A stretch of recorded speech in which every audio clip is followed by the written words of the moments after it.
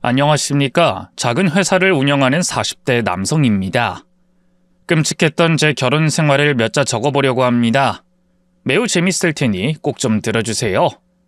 바로 시작하겠습니다. 대학을 나와 스펙을 키웠고 대기업에 들어가 10년을 일하고 그만뒀어요. 목표하던 사업 자금이 채워지자 스스로 나왔답니다. 주변에서는 다들 미쳤다고 말렸는데 저는 성공할 자신이 있어서 뒤도 돌아보지 않고 퇴사했어요. 자동차 부속품을 제작하고 유통하는 사업을 시작했는데 시작부터 아주 좋았습니다. 차는 아주 당연히 고장이 나므로 자동차 부품을 찾는 곳은 많았답니다. 제가 제작한 제품이 다소 저렴하게 유통하다 보니 일이 매일매일 끊이지 않고 들어왔네요. 처음 6명의 직원을 두고 일했는데 1년 뒤에는 20명까지 늘었어요. 기계도 2배 이상으로 늘렸고요. 제 나이 40이 되자 대기업 연봉의 몇 배를 더 많은 순수익을 가져가게 되었답니다. 한편 저는 연애는 여러 번 했지만 결혼까지는 가지 못하고 이별했어요. 신중하게 생각한 건 아니고 일에 미쳐 있으니 연인에게 소홀하니 다 떠났답니다. 40대에 들어섰고 이젠 돈도 남부럽지 않게 벌고 시간 여유도 생기니 결혼을 전제로 한 연애를 하고 싶었습니다. 그래서 주변 지인들에게 선자리를 부탁했어요. 몇몇 여자들을 만났는데 저보다 한참 어린 여자분들이 나와서 마음에 안 드는 내색을 크게 내비쳤습니다. 그러다 30대 중반의 여자를 만났는데 처음부터 느낌이 좋았어요. 얼굴도 괜찮고 직장도 대기업에 다닌다고 하고 집안도 중산층 이상이라고 하니 이 정도면 놓치기 아까운 여자였습니다.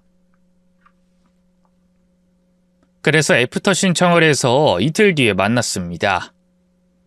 자기 회사 앞으로 오라고 해서 대기업 앞에서 그녀를 기다렸습니다. 이윽고 사원증을 목에 걸고 깔끔한 옷차림의 그녀가 나오더군요. 회사에서 나오는 걸 보니 멋지시네요, 현경씨. 아주 예쁘십니다. 고마워요. 선민 씨도 대기업 다녀보셨다고 했죠? 네, 저도 10년 동안 일했습니다. 사업하려고 그만뒀는데 지금이 훨씬 좋습니다. 선민 씨가 능력이 좋아서 성공했으니까 그런 말을 하죠. 저희 회사 선배들 사표 내고 나가서 다들 망하고 일용직 다니고 그런데요. 그러고 보면 진짜 선민 씨가 대단한 남자 같아요.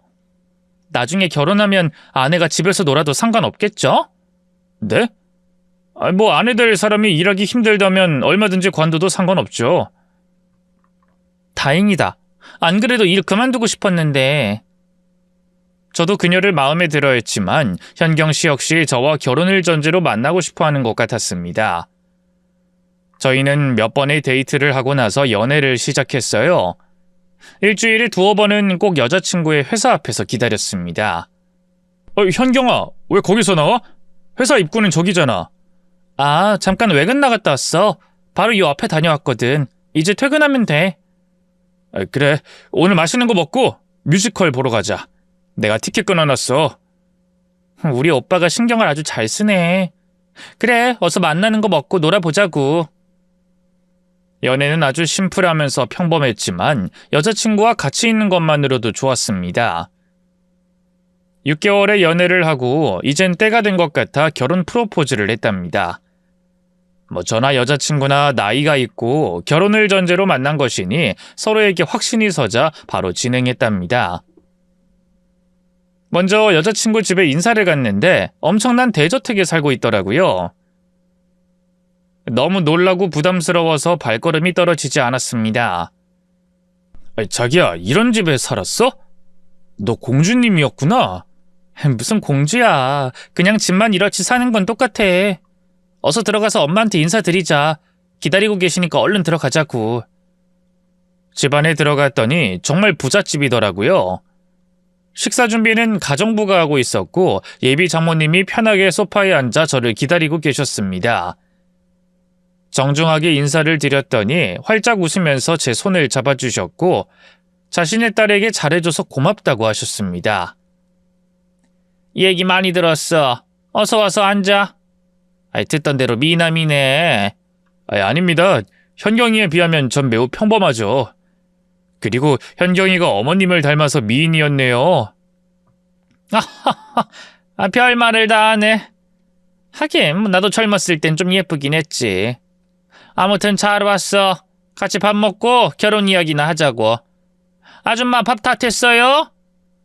가정부가 다 준비가 됐다고 해서 바로 식탁 의자에 앉아 맛있는 식사를 했습니다. 그리고 결혼 허락은 매우 흔쾌히 해주셨고 어떻게 준비해야 할지 대화를 나눴습니다. 저기 선민 씨, 내가 투자한다고 여기저기 돈을 다 넣어놔서 지금 현금이 없어. 혼수를 좀 부족하게 해도 되려나? 그래요? 비싼 거 안 해도 괜찮으니까 적당하게 혼수 마련해 주시면 됩니다. 뭐?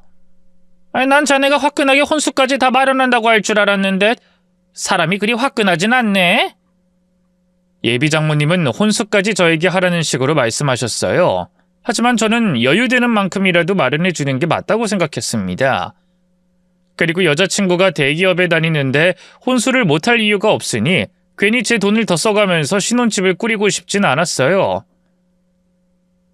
사업가인 저는 할 말은 꼭 하고 넘어가는 사람이라 장모님이 좀 불편한 표정을 지으셨습니다.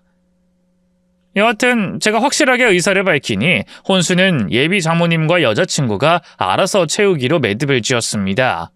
그리고 신혼집은 제 사업장과 여자친구의 회사와 딱 중간에 있는 동네에 아파트를 마련했어요. 결혼식을 올리고 아내와 신혼생활은 어느 신혼부부처럼 매우 좋았습니다. 아내와 번갈아 가면서 밥을 하는 것도 재밌었고 자고 일어나면 사랑하는 사람이 옆에 있는 것이 무진장 행복했답니다. 아내는 집안일이 재밌기도 하고 직장 다니는 게 싫다고 해서 그만두라고 했습니다. 저도 아내가 내조만 해주면 좋을 것 같아서 퇴사를 동의했답니다. 그런데 결혼 이후로 장모님 얼굴을 뵙는 게 힘들었어요. 저희 부모님 댁에는 아내와 자주 가서 시간을 보내다가 왔는데 장모님은 주말마다 뭐가 그리 바쁜지 얼굴 한번 보는 게 어려웠어요. 처가에 인사드리러 갔을 때 한 번 가보고 결혼 후 몇 달 동안 한 번도 못 가봤답니다. 여보, 장모님 요새도 바쁘셔? 처가에 한 번 가야 하는 거 아니야? 엄마 집에? 아니야, 우리 엄마 요즘 투자하러 다닌다고 여기저기 쏘다니고 계셔. 바쁘니까 나중에 한가할 때 보자. 그래? 그래도 뵌지 오래돼서 뵙고 싶은데 아쉽네. 결혼하고 몇 개월 동안 장모님을 뵙지 못해서 못내 아쉬웠습니다. 그러다 장모님께 큰일이 터지고 나서야 얼굴을 배웠어요. 투자 사기를 당했다며 지하방에서 지내고 있다고 하셔서 아내와 함께 달려갔습니다. 장모님, 이게 어떻게 된 일이에요? 내가 자네 얼굴 볼 면목이 없네. 투자를 여기저기 하다가 이번에 그린벨트 풀린 곳에 골프장이 생긴다고 해서 투자를 했는데 사기꾼 놈들이었어. 내 돈을 들고 튀었다고. 사기당한 사람이 한둘이 아니라네. 인생이 이렇게 허망할 줄이야. 하루아침에 이런 지하방으로 오게 되니 억울해서 잠도 안 오는구만. 정말 나쁜 인간들이네요, 장모님. 여기서 지내지 마시고 저희 집으로 가시죠. 여기 공기도 잘 안 통하는 것 같아요. 이런 데서 지내시면 병나실지도 모르니까 저희 집으로 가요. 정말 그래도 되겠나? 내가 괜히 신세를 지는 것 같은데. 장모님, 저도 자식이잖아요. 그리고 장모님 딸이 사는 집인데 눈치 볼 게 뭐가 있고 신사할 게 있겠습니까? 어서 짐 챙기세요. 사기꾼들은 고소해서 꼭 잡도록 해요. 제가 도와드리겠습니다. 그렇게 한순간에 망한 장모님을 저희 집으로 모시고 들어갔습니다. 장모님이 그렇게 사기를 당했다고 해서 제 인생에 큰 위기가 오는 것이 아니니 저까지 기운을 빼지 않았습니다. 그런데 제 집에 들어오신 장모님이 아내와 같이 저에게 큰 돈을 요구하셔서 곤란하고 난감했답니다. 이서방, 현경이랑 둘이 장사라도 하게 식당 하나 차려주는 게 어떻겠나? 우리도 가만히 노는 것보다 돈을 버는 게 나을 것 같은데. 식당이요? 장모님, 그 생활비 드리는 게 부족하신가요? 뭐 많다고는 못하지. 자네한테 매달 생활비 받는 것도 눈치 보이고 하니 식당 하나를 운영하면 좋겠는데. 생각을 해봤지만 큰 돈을 들여서 식당을 차리는 건 아닌 것 같았습니다. 장모님, 죄송합니다. 그건 어렵겠어요. 제가 회사를 운영하지만 아주 작은 회사라 그만한 여유가 나오지 않을 것 같습니다. 뭐야, 단번에 거절하는 거야? 자네 회사 연매출 100억이라고 하지 않았나? 그건 매출입니다. 원자재값 빼고 직원들 월급 빼고 나면 저도 직장인보다 조금 더 버는 수준이에요. 엄청 잘 나가는 줄 알았더니 그것도 아니었구만. 그래서 식당을 못 해주겠다는 건가? 생활비를 올려드릴게요, 장모님. 그냥 집에서 편히 쉬면서 살림하시는 게 좋을 것 같습니다. 그 말에 장모님은 화가 단단히 나서 며칠 동안 저에게 말도 걸지 않더라고요. 아내 역시 옆에서 식당 차려달라고 닥달을 계속해서 조금 짜증이 났습니다. 아내에게 그렇게 돈을 벌고 싶으면 회사를 그만두지 말지 그랬냐며 원한다면 재취업을 하라고 했답니다. 그런데 자기는 장모님과 식당을 하고 싶으니 꼭 좀 차려달라고 조르고 졸랐습니다. 하지만 저는 사업가이고 돈을 써야 할 때와 아닐 때를 명확하게 구분하기 때문에 성공 가능성이 높지 않은 식당을 차려주지 않았습니다. 어느 날 친구 집들이를 가게 됐어요. 외국에서 일하다가 한국에 들어온 지 몇 달 만에 짝을 만나 결혼해 아주 좋은 집에서 신혼을 차렸더라고요.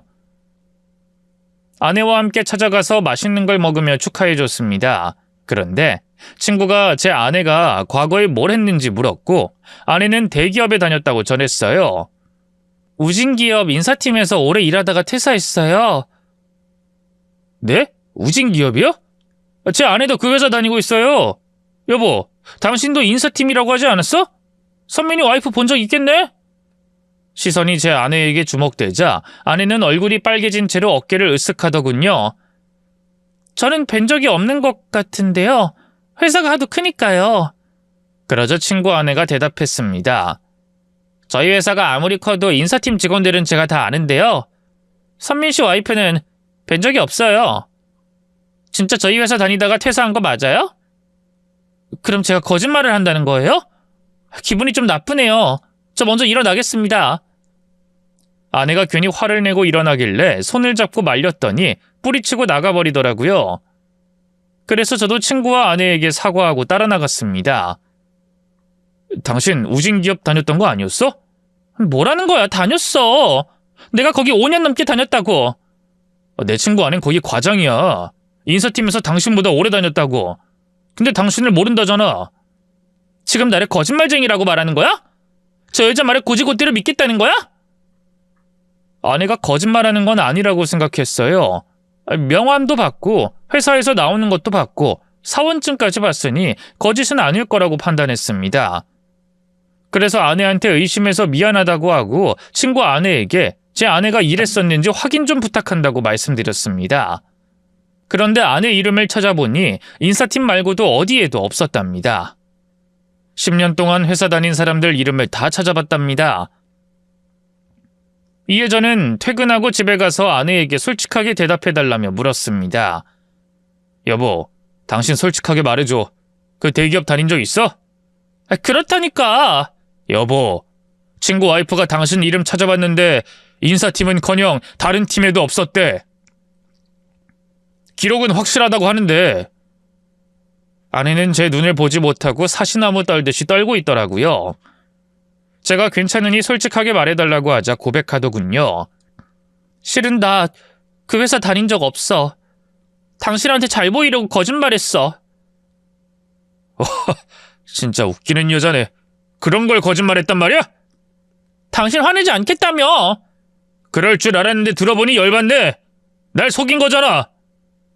어쩐지 그 좋은 회사를 아무렇지 않게 관둔다고 했다. 당신 고백하는 김에 다 해봐. 장모님과 살던 집도 원래 살던 집 아니지? 결혼하고 한동안 얼굴을 비추지 않던 장모님이 몇 달 뒤에 투자 사기 당했다며 지하방에서 지내던 거 그것도 거짓말이지? 뭐? 아니야, 우리 엄마랑 살던 집은 진짜야. 망해서 그 집을 빼앗긴 거라고. 그래, 그럼 장모님한테 가서 물어보자. 확실하게 다 물어보고 들어야겠어. 제가 방에서 나와 장모님을 거실로 불렀습니다. 긴장한 채 나온 장모님은 제 물음에 사기당한 게 맞다고 하더라고요. 장모님, 그럼 사기 고소했다고 했죠? 담당 형사 연락처나 명함 있으면 줘보세요. 뭐? 그런 건 없는데? 그냥 경찰서 가서 신고한 게 전부야. 내일 저랑 같이 경찰서 가볼까요?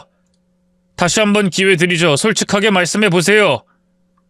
그러자 장모님은 고개를 푹 숙이더니 대저택에 산다는 것도 거짓말이라고, 투자 사기도 거짓말이었답니다. 모녀는 지하방에서 살다가 남자 하나 꼬셔서 팔자 고치려고 했던 겁니다. 저는 속아서 결혼한 것이었고요. 저는 더 말할 것 없이 혼인 무효 소송을 걸겠다고 통보하고 장모님과 아내를 쫓아내려고 했습니다. 나가, 이 사기꾼들아! 감히 사람 하나를 바보로 만들어? 당신들 제대로 처벌받게 해줄 거야. 나가! 여보, 잠깐만. 우리 이러지 말자. 우리가 없이 살았던 게 걸림돌이 될까봐 거짓말을 한 거야. 나 거짓이긴 했지만 당신을 사랑한 건 진심이었어. 개풀 뜯어먹는 소리 하지 말고 나가! 억지로 모녀를 쫓아내고 화나는 감정을 가라앉혔습니다. 잠시 똥을 밟은 것이니 깨끗이 닦고 다시 시작하면 된다고 생각하고 변호사를 선임하려고 했어요. 그런데 아내가 집 앞에서 절 기다리고 있더군요. 끝까지 저를 잡으려고 이러는 것 같았는데 제 마음은 이미 돌아섰기 때문에 대화할 마음도 없었습니다. 그래서 무시하고 지나치는데 아내가 큰 소리로 말했어요. 여보, 나 임신했어. 저는 놀라서 걸음을 멈췄습니다. 뒤를 돌아봤더니 임신 소견서를 들이밀더군요. 잘 봐봐. 임신한 날짜도 계산한 거. 당신이랑 나 한창 뜨거울 때 아이가 생겼어. 뭐야? 진짜 내 아이를 임신했다는 거야? 당신 이것도 사기 아니야? 그랬더니 발끈하며 소리치더군요. 같이 병원 가보면 알 거 아니야. 당장 같이 병원에 가. 진짜 임신이구나. 근데 내 아이라는 걸 어떻게 믿지? 뭐야? 그럼 내가 바람이라도 피워서 애를 가졌다는 거야? 당신이 거짓말한 게 한두 가지가 아니니 그럴 수도 있지. 난 확실하게 믿을 수 없어. 나쁜 놈. 그럼 관둬. 아이 나 혼자 키울 테니까. 아내는 그렇게 화를 내고 떠났습니다. 생각해보니 아내가 임신한 날짜를 계산해봐 정말 저 말고 다른 남자를 만날 시간이 없을 때였습니다. 고민에 빠져 있는데 도저히 아내가 혼자 아이를 낳아 키우는 걸 볼 수 없겠더라고요. 바로 1시간 전까진 혼인 무효 소송을 할 생각이었는데 제 아이를 가졌다고 하니 마음이 약해지고 아내에게 넘어가 버렸습니다. 그래서 아내를 다시 찾아갔어요. 당신 다시 나랑 살면 거짓말 절대 하면 안 돼. 어? 그럼 다시 날 받아주는 거야? 아기가 무슨 잘못이 있겠어. 아빠 없이 크는 것보다 우리 세 식구가 같이 사는 게 훨씬 좋을 거 아니야. 당신이 나한테 거짓말한 건 정말 용서하기 힘든데 아이 때문에 다 잊어버리기로 했어. 여보 고마워. 날 용서해줘서 진짜 고마워. 나 잘할게. 오빠한테도 우리 아기한테도 잘할 거야. 이게 맞는 거겠지? 그럼 아주 잘한 선택이야. 나 다시 집에 들어가면 돼? 그래, 들어와. 근데 장모님은 안 돼. 앞으로 당신은 태교하면서 심리상담도 받고 정신과도 다니면서 병 고칠 거야. 거짓말했던 병 싹 다 뜯어 고칠 거야. 알겠어? 응, 당신이 시키는 대로 다 할게. 나 거짓말쟁이 인생 그만 살 거야. 그렇게 아내를 다시 집으로 들였고 상담을 여러 차례 받게 해줬습니다. 선생님은 리플리 증후군이라고 하시며 명상과 정기적인 상담 치료가 필요하다고 하셨어요. 저는 아내를 환자로 여기며 과거의 일을 모두 잊어버렸습니다. 그리고 장모님을 만나는 건 거의 기피했어요. 아내에게 거짓말을 가르친 것이 장모님이니 되도록 만나지 못하게 했답니다. 10달 뒤 아내는 건강하게 아들을 출산했습니다. 저는 혹시 몰라서 아무도 모르게 유전자 검사를 해봤는데 아주 다행히 제 아들이 맞더라고요. 아내가 상담을 빠지지 않고 잘 받으며 치유가 되고 있었고 아들도 우리 가정에 행복을 줘서 웃는 날이 매일매일 이어졌습니다. 그러던 어느 날 아내가 저에게 부탁할 게 있다면서 눈물을 뚝뚝 흘렸어요. 장모님이 아직 지하방에 사는 것이 마음에 걸린다며 저에게 조금만 도와주면 안 되겠냐고 두 손 모아 부탁했답니다. 제 아들도 낳아줬고 치료도 잘 받고 있으니 아내의 부탁을 거절하지 못했어요. 바로 빌라를 마련해 드렸습니다. 물론 제 명의로 매입했고요. 장모님은 고맙다며 거의 절을 하듯 허리를 굽히셨답니다. 아유, 이서방 고맙네. 나 같은 장모한테 선심 써줘서 매우 고마워. 저도 아주 잘한 건 아니죠. 장모님과 아내를 못 만나게 막았으니까요. 장모님, 아내한테 들으셨죠? 그 심리센터인지 뭔지 상담받으라고? 아이, 그럼 나도 상담받겠네. 그런 대사기극을 벌인 내가 100번 잘못했으니 내 뇌 구조를 싹 바꿔버리겠네. 네, 감사합니다. 그럼 약속 지켜주시고 새 집에서 편히 지내세요. 그리고 생활비는 장모님이 직접 버시는 게 좋을 것 같아요. 아직 젊으시니까 일하시면서 건강하게 지내셨으면 합니다. 뭐? 직접 벌어서 살라고? 장모님은 제가 하나를 해드리니 다 해줄 거라 생각하셨나 봐요. 저는 어디까지나 지하방에서 지내면 건강이 약해질까봐 아내의 부탁을 들어준 것뿐입니다. 그리고 장모님이 완전히 변하셨으면 하는 바람에 땀 흘려 일하셔서 돈을 벌라고 추천했답니다. 장모님은 식당을 다니면서 생활비를 버셨고 저에게 돈으로 의지하지 않았어요. 아주 냉정하게 못해드린다고 못을 박아뒀더니 아예 돈 달라는 말씀을 꺼내지 않으셨답니다. 그리고 아내는 집에서 육아와 내조를 하는데 마음에 들게 잘하더라고요. 그러다 1년의 시간이 지났는데 아내가 우울증이 걸렸다며 육아를 못하겠다며 어린이집에 맡기겠답니다. 나 애 키우는 거 너무 힘들어. 어린이집에 보낼래. 이제 겨우 돌 지난 아이를 다른 사람 손에 맡긴다고? 여보, 그러지 말고 내가 베이비시터 붙여줄 테니까 집에서 틈틈이 육아만 해. 살림도 가사 도우미 불러줄게. 그거 가지고 안 돼. 나 생활비 좀 올려줘. 나 1년 동안 내 양말 한 켤레도 사보지 못했어. 당신한테 죄 지은 건 알지만 이건 해도 너무하는 것 같아. 내가 그렇게 적게 줬었나? 뭐 요즘 물가가 많이 올랐으니 그럴 수도 있겠네. 좋아, 생활비 올려줄게. 아내는 거기에다 제 카드를 쓸 수 있게 해달라고 했어요. 이번엔 아내한테 져주는 게 좋을 것 같아서 생활비 올려주는 것에 카드도 쓰라고 건네줬습니다. 그리고 베이비시터를 붙여줬죠. 그런데 아내는 돈도 생기고 애를 맡아줄 사람이 있으니 집 밖을 나돌기 시작했습니다. 일주일에 한두 번은 괜찮다고 했는데 일주일 내내 그러고 다니는 겁니다. 너무한다 싶어서 외출할 날을 정해서 일주일에 한 번만 놀고 오라고 규칙을 정했습니다. 뭐? 평일 하루만 놀다 오라고? 나머진 집구석에 처박혀서 애나 보라고? 애초에 나랑 약속한 거잖아. 당신이 편하게 육아하라고 베이비시터 붙여줬는데 그걸 이용해서 나가서 놀기만 하잖아. 한 달 동안 지켜봤는데 너무하는 것 같아. 앞으로는 일주일에 한 번만 외출해. 참 더럽게도 까다롭네. 당신처럼 꽉 막힌 사람이랑 사니까 숨 막힌다. 알았다. 생활비 올려주고 카드까지 줬으니 말 들어야지. 네, 주인님. 시키는 대로 외출 삼가하겠습니다. 됐냐? 아내는 궁시렁거리면서 제 규칙에 따라줬어요. 걱정거리가 하나 줄면 또 다른 걱정이 따르는 게 인생인가 봅니다.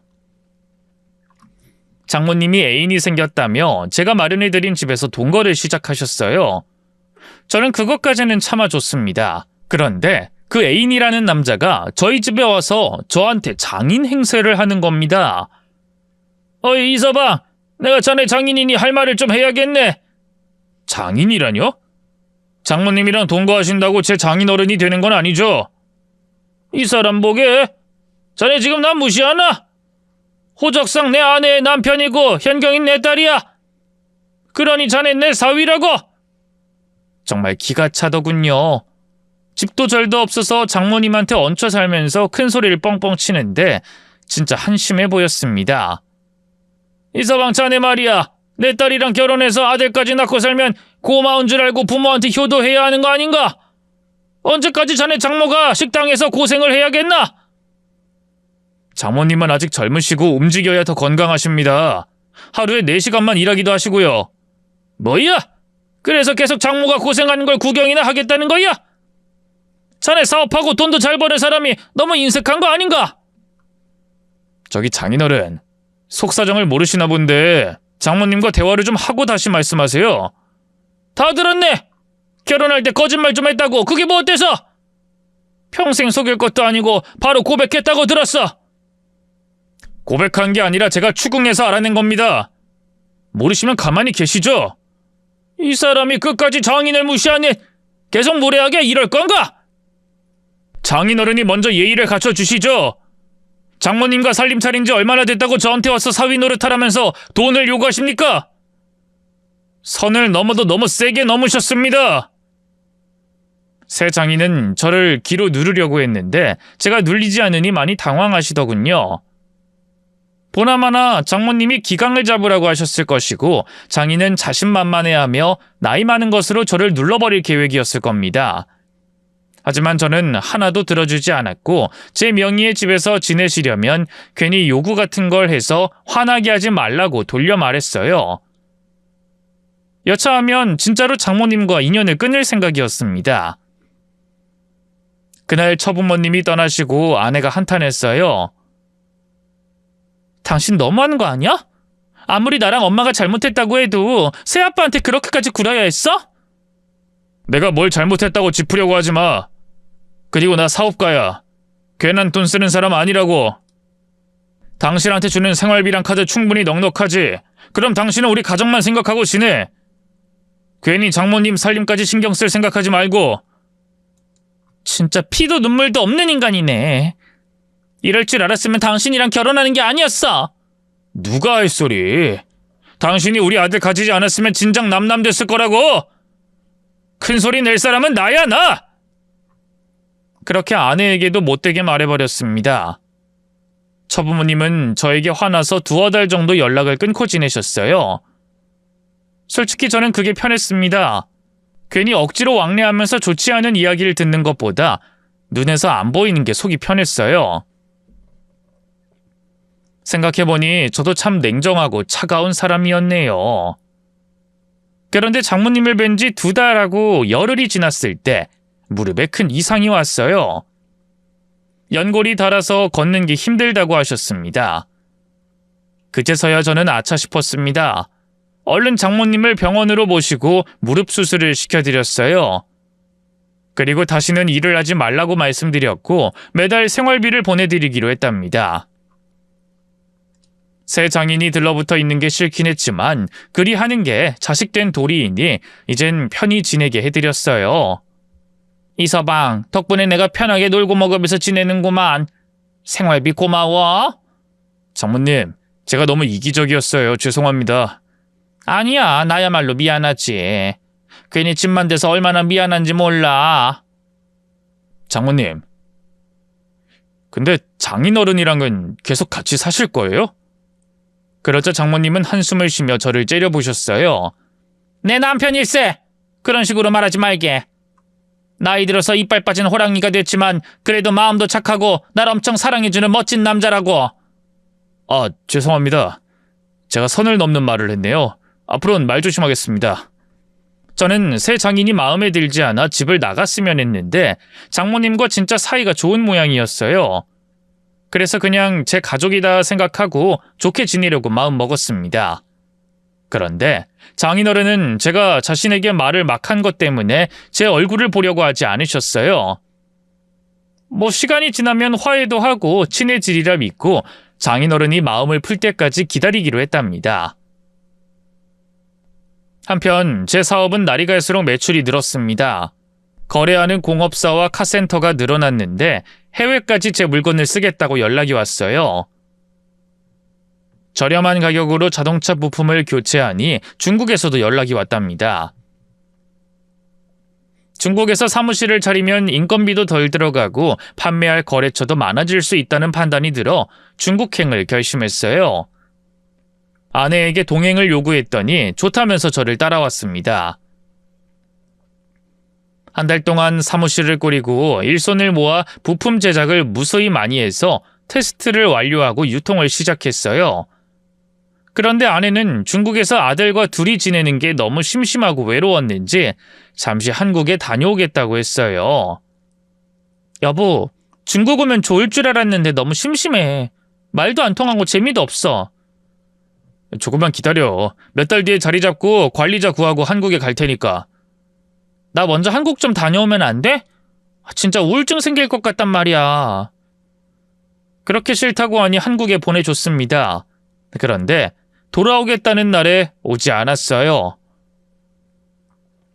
전화를 했더니 한국에서 지낼 테니 저더러 혼자 자리 잡고 한국으로 오라고 하더군요. 아내 입장을 충분히 이해해서 알겠다고 했습니다. 대신 영상통화로 아내와 아들의 얼굴을 매일 보여달라고 했어요. 저도 타지에 있으니 외로우니까 얼굴이라도 매일 보자고 했죠. 아내는 한국에 들어가니 영상통화를 할 때 얼굴이 매우 밝아졌더라고요. 뭐야? 당신 왜 이렇게 표정이 밝아? 총각이라도 만나는 거 아니야? 무슨 소리야. 내가 애 키우느라 밖에 나갈 시간도 없는데. 그래, 뭐 그냥 해본 말이야. 얼굴이 많이 좋아졌네. 우리 아들도 더 많이 컸고. 장모님은 잘 지내셔? 응. 엄마는 새아빠랑 아주 재미가 좋으신가 봐. 매일 연애하듯이 지내셔. 내가 장인어른한테 버릇없게 군 게 죄송하네. 나중에 한국에 가면 제대로 사과드려야겠다. 그래, 그렇게 해주면 고맙지. 근데 여보, 당신 일이 언제쯤 끝나? 아직 반년은 더 있어야 할 것 같은데 생각보다 수요가 좋아서 사무실 확장을 하고 넘어가야 할 것 같아. 우리 남편이 돈도 잘 버는데 생활비가 너무 적은 거 아니야? 알았어. 이번 달부터는 많이 보내줄게. 여보, 우리 아들이랑 잘 지내고 있어? 그럼 내일도 통화하자.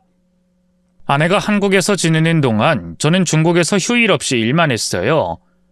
주말에 주문 연락이 더 많이 들어와서 숙소에서 편하게 낮잠도 못 잡았답니다. 그렇게 총 8개월을 일하고 사무실을 확장했고 저를 대리할 이사를 뽑아서 중국 사무실에 제대로 자리를 잡아뒀습니다. 이제 한국으로 돌아가서 가정에서 행복하게 살면 되는 거였죠.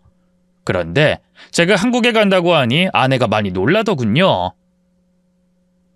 영상통화를 하면서 진짜 한국에 오는 거냐고 몇 번을 물어봤습니다.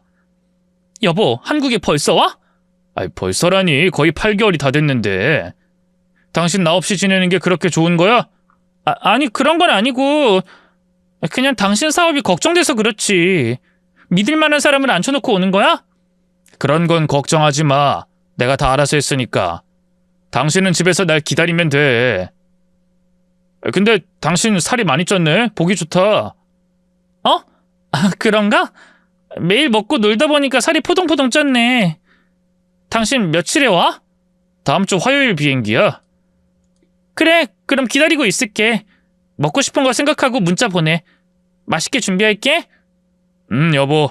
나 이번에 한국 들어가면 달라질게. 당신이랑 아들 없이 지내니까 얼마나 소중한지 깨달았어. 내 가족이 되어줘서 고마워, 여보.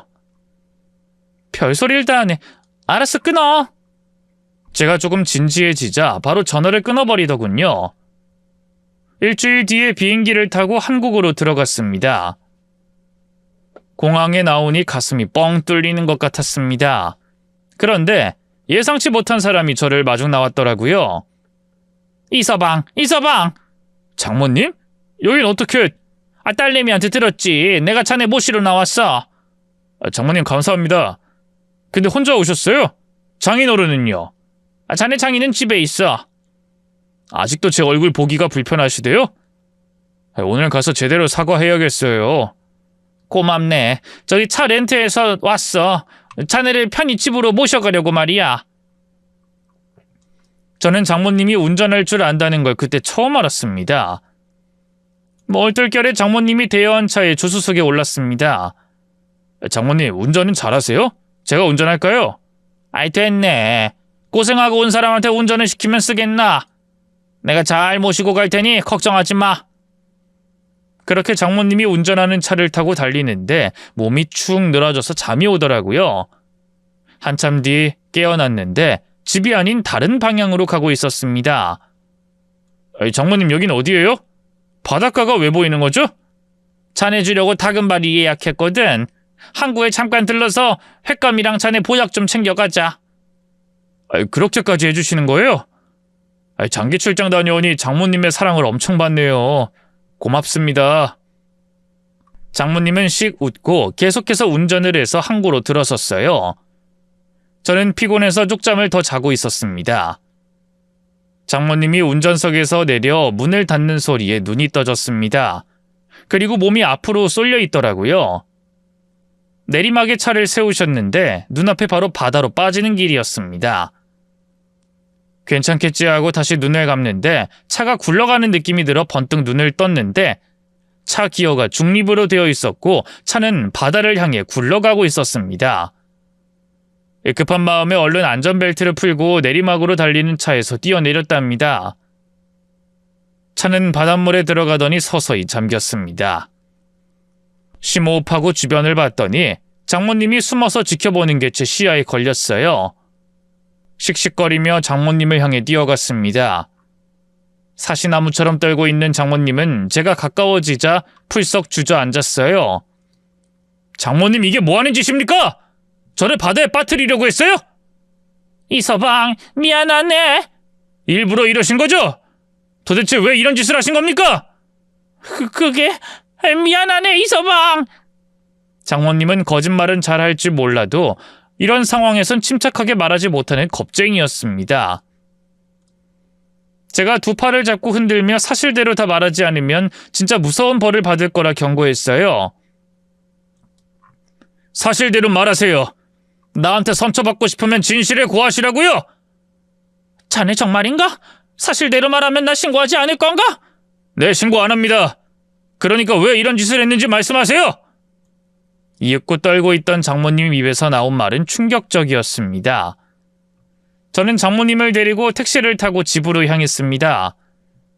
초인종을 누르자 아내가 누구냐고 물었고 장모님이 대답했어요. 나다. 엄마야.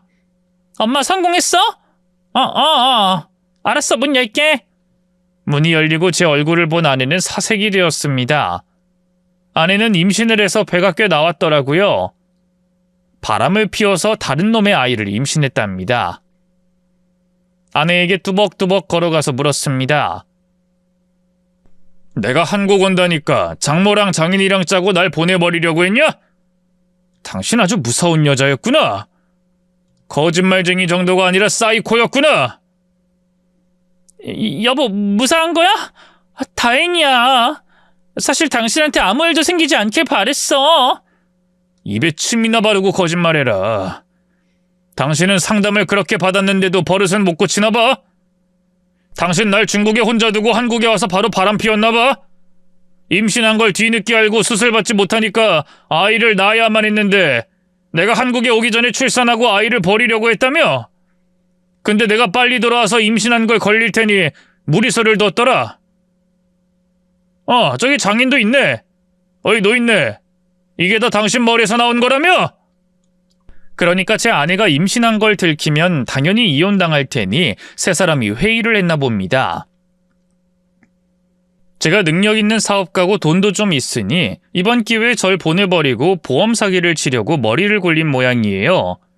제가 피곤해서 잠들었을 때 장모가 항구 내리막길에 차 기어를 중립으로 해놓고 저를 물에 빠뜨려서 끝장을 내려고 한 겁니다. 아내는 이혼당하지 않고 재산을 다 받고 처부모도 호의호식하면서 살려고 저 하나를 그렇게 노렸던 거예요. 제가 무사하고 모든 진실을 알고 있으니 한 번만 봐달라고 세 사람이 제 앞에 무릎을 꿇고 싹싹 빌었습니다. 아내는 한 번의 실수였다며 임신한 줄은 꿈에도 몰랐다며 두 손을 싹싹 빌었어요.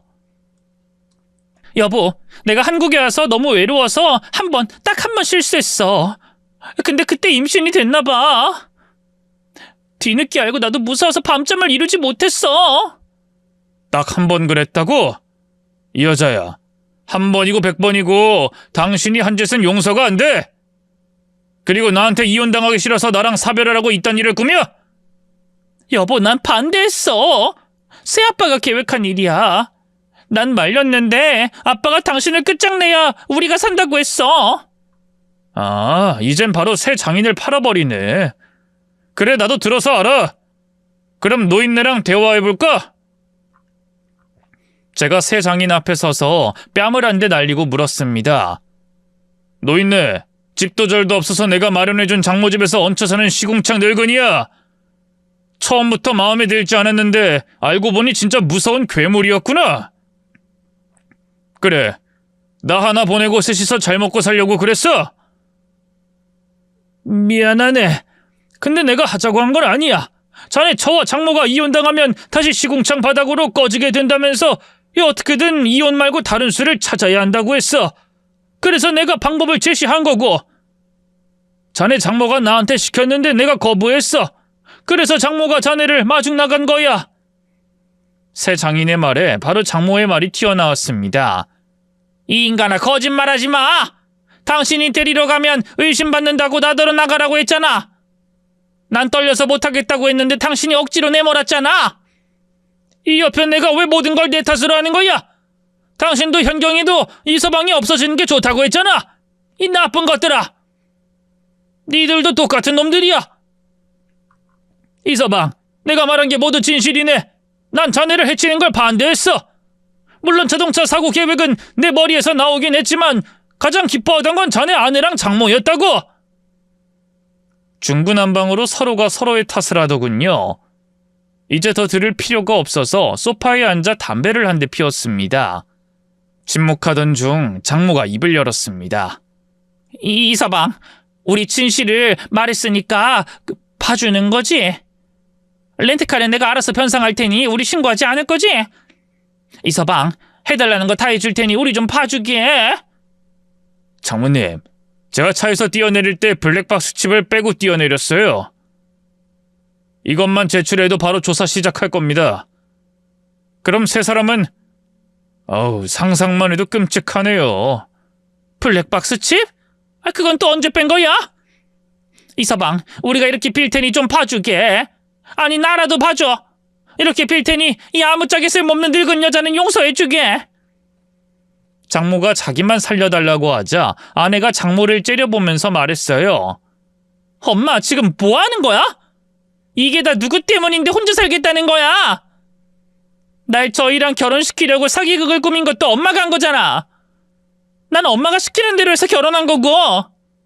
여보, 여기서 피해자는 당신과 나야. 나 그동안 가스라이팅 때문에 이렇게 변질된 거야. 아, 그래서 바람 피운 것도 가스라이팅으로 이뤄진 거야? 장모가 너 둘째 임신하라고 시켰니? 그건 아니지만 아무튼 난 바람 피운 것 말고 잘못한 게 없어. 나머진 모두 엄마가 시킨 거야. 그리고 이번 자동차 사고는 새아빠가 시킨 거고. 늙은이 둘이 아주 무섭더라고. 여보, 이 두 사람만 벌 주고 난 봐줘. 우리 아들을 생각해서라도 난 구제해줘. 글쎄다. 이미 경찰에 신고했으니 조사받고 알아서 무죄를 받아봐. 세 사람 이제 내 손에 떠나서 경찰 조사 받아야 할 거야. 뭐? 진짜야? 제길, 여기 있다간 잡혀가서 감옥에서 아이를 낳게 생겼니? 나 저 인간이랑 결혼해서 사치 한번 부리지 못하고 쥐꼬리만한 생활비 받아가면서 꾹꾹 참고 살았는데 뭐 하나 얻어내지 못하고 인생 망하게 생겼잖아. 엄마, 아빠, 우리 빨리 도망가자. 경찰 오기 전에 빨리 떠야 한다고. 벼랑 끝에 몰리자 세 사람 모두 가관이었습니다. 도망가겠다고 베란다로 갔다가 너무 높으니 다시 현관으로 달려가더라고요. 저는 아들 방에 가서 요람에 누워있는 아들을 들어 올려 안아줬습니다. 도망치려고 하던 아내와 처부모는 현관 앞에서 경찰들에게 잡혔습니다. 참고인으로 조사를 받으러 가는 것이지만 제가 블랙박스 칩을 건네주며 세 사람이 무슨 일을 저질렀는지 쉽게 확인시켜 줄 수 있어서 경찰서에 가자마자 참고인에서 피의자가 됐답니다. 결국엔 세 사람 모두 범죄 공모죄와 저를 해치려고 한 죄로 긴 시간을 선고받았습니다. 그중 장모가 가장 큰 벌을 받게 됐죠. 법정에서 아내가 울고불며 판사님께 선처를 받았으나 죄질이 나빠서 괘씸죄까지 추가했답니다. 그렇게 아내와 처부모를 감옥으로 보내버리고 이혼 소송을 해서 감옥에 있는 아내와 남남이 되었습니다. 아내가 가진 재산이 없으니 보상을 받을 건 하나도 없었어요. 그래도 저의 재산은 모두 지켰으니 그나마 다행이었습니다. 1년 동안 한국에서 지내는데 도통 편하지 않았어요. 처가 식구들이 저에게 한 짓이 자꾸 떠올라서 어질어질했습니다. 그래서 중국에 있는 제 사업장으로 날아가기로 했어요. 한국 사무실은 다른 후배한테 운영권을 주고 떠났답니다. 중국말을 하지 못하긴 하지만 터가 바뀌니 처가 식구들 생각이 떠오르지 않았어요. 몇 달 일에만 얽매여서 지냈는데 어느 날 거래처가 되겠다는 사업가가 찾아왔어요. 그녀는 한국 사람이었고 중국에서 10년을 산 사람이었어요. 저와 같은 돌싱이기도 하고요. 저희들은 첫눈에 반해서 사업 이야기를 좀 나누고 서로에 대한 개인적인 질문을 주고받았답니다. 연애를 시작했는데 여자친구는 제 아들을 엄마처럼 잘 챙겨줬어요. 데이트할 때마다 데리고 나갈 수밖에 없었는데 그걸 다 이해하고 받아주고 좋아해줬습니다. 자기야, 내가 자기 아들의 엄마가 돼주면 어떨 것 같아? 뭐? 그럼 나야 너무 좋지. 그런데 자기 사기꾼은 아니지? 사기꾼? 지금 농담하는 거지? 농담이야. 내가 전차한테 제대로 코가 끼어서 트라우마가 심하거든. 걱정하지 마. 나 당신보다 돈 잘 벌거든? 당신이랑 아들한테 못된 짓은 안 할 거야. 그래. 그럼 내 아이의 엄마가 되어주지 않을래? 너무 무드가 없지? 무드가 없는 정도가 아니라 사기꾼이냐고 묻고 결혼하자는 게 너무 기가 막히다. 그래도 내가 당신 좋아하니 어쩌겠어. 받아줘야지. 우리 결혼하자. 중국에서 우리 셋이 지내는 것도 괜찮을 거야. 그렇게 새 아내를 맞이하게 됐고 아들에게도 엄마가 생겼답니다. 저희 세 사람은 현재 중국에서 살고 있는데요. 한국은 나중에 아들이 좀 더 크면 들어갈 계획입니다. 그리고 전처 식구들의 소식을 전하자면 전처는 교도소 병원에서 아이를 낳고 보육원에 보냈는데 그게 힘들었는지 정신을 놓아버렸답니다. 완전 바보가 된 건 아니고 먹고 싸고 자고 말귀를 알아듣는 정도고 웃지 못하고 멍하니 깜빵 천장만 보면서 지낸대요. 그리고 새 장인은 교도소에서 암 판정을 받고 형 집행정지를 받고 나와 투병 생활을 하다 세상을 떠났답니다. 나쁜 짓을 하니 벌을 그렇게 받은 거겠죠. 그리고 장모님은 미수에 그쳤지만 가장 큰 죄를 저질렀기 때문에 아마 교도소에서 남은 생을 다 살고 거기서 돌아가실 겁니다. 세 사람이 제대로 벌을 받게 되었으니 다행이네요. 그리고 제가 무사한 것도 참 감사한 일입니다. 그때 이후로 하늘에 감사를 하며 기부를 시작했어요. 매출의 5%는 항상 환우들에게 기부하고 있답니다. 살면서 더 많은 기부를 할 것입니다. 새 아내와 매일 이 채널의 사연을 듣다가 저의 끔찍한 사연을 보내드리면 진짜 재밌을 것 같아 큰맘 먹고 글을 써서 보내게 되었는데 어떠셨나요? 저 같은 일을 당한 사람은 생각보다 아주 많답니다. 경찰이 말하길 배우자를 해치고 보험금과 재산을 받아먹으려는 사람이 적잖이 있다고 하네요. 아무튼 저는 살아남았고 복수를 하며 행복한 가정을 다시 이루고 막을 내렸습니다.